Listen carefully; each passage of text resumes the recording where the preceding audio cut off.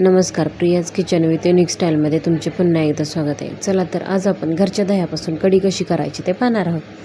ही कढी खायला अप्रतिम लागते, त्यामुळे तुम्ही नक्की ट्राय करून पहा। चला तर वेळ न घालवता आपण रेसिपीला सुरुवात करूयात।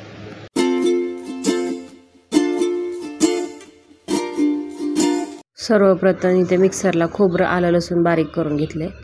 थोडासा कढीपत्ता, 7-8 पाकळ्या लसणाच्या ठेचून घेतल्यात, बारीक चिरलेली मिरची, 1 चमचा बेसन पीठ आणि बारीक चिरलेली कोथिंबीर, आणि ते घरी बनवलेलं दही ते असं मिक्सरला फेटून घेतलंय। तुम्हाला हवं असेल तर तुम्ही एका रवीच्या साह्याने पातेल्यातही फेटून घेऊ शकता। आता इथे लागणारे जिन्नस घेतलेत, 1 चमचा जिरे, 1 चमचा मोहरी, धना पावडर आणि हळद।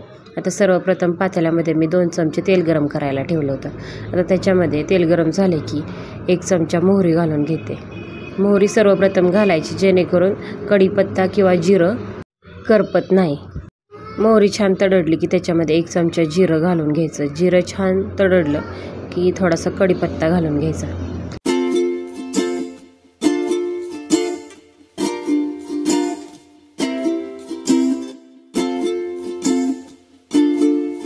त्यानंतर त्याच्यामध्ये बारीक केलेलं खोबरं आणि ठेचलेला लसूण छान लाल होईपर्यंत परतून घ्यायचा।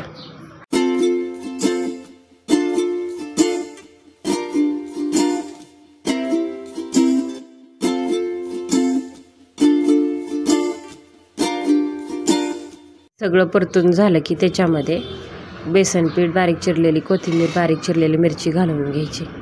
हवं असेल तर तुम्ही आधी सेपरेट बेसन पीठ छान भाजून घेऊ शकता। बेसन पीठ यासाठी घालायचं की बेसन पीठचा फ्लेवर त्या कढीमध्ये उतरतो।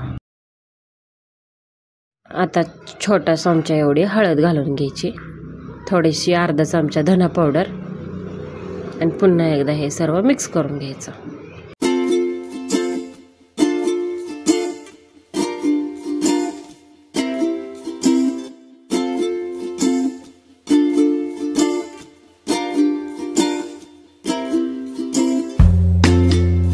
आणि मसाले जळू नये म्हणून 1 टेबलस्पून एवढं पाणी घालून घ्यायचं।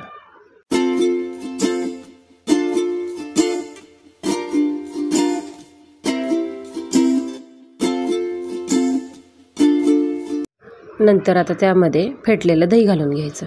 इथे माझ्याकडून हा व्हिडिओ स्किप झाला आहे, आणि चवीप्रमाणे मीठ घालून हे छान असं हलवून घ्यायचं।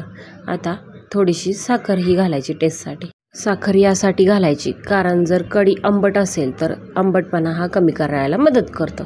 आता हे मंद आचेवर असंच ठेवून द्यायचं आणि बबल येईपर्यंत हे छान गरम करून द्यायचं। उकळी काढून घ्यायची नाही, कारण उकळी जर काढली तर इथे ही कढी फाटू शकते। तुम्ही ही चपातीसोबत किंवा भातासोबतही खाऊ शकता, आणि तोंडी लावायला लोणचंही खाऊ शकता। अप्रतिम लागते, नक्की ट्राय करून पहा। आणि तुम्ही जर माझ्या चॅनलवर अजूनही नवीन असाल तर सबस्क्राईब करा, लाईक करा, शेअर करा, कमेंट करा, जेणेकरून सर्वात पहिल्यांदा माझ्या व्हिडिओचे नोटिफिकेशन तुम्हाला मिळेल। आणि आजची ही रेसिपी तुम्हाला कशी वाटली कमेंट करून नक्की सांगा।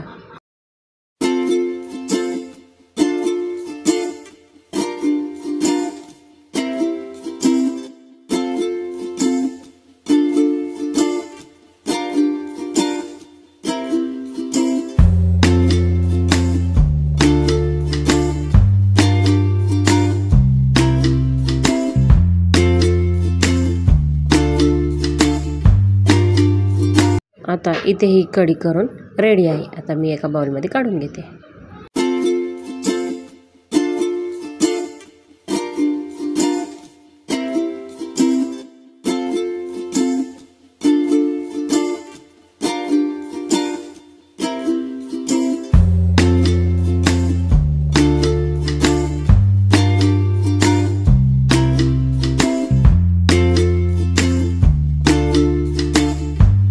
हे पहा, खूप अप्रतिम दिसते, खायला हे रुचकर लागते, नक्की ट्राय करून पहा। चला तर पुन्हा भेटूया अशाच एका नव्या रेसिपीमध्ये। तोपर्यंत बाय बाय, टेक केअर।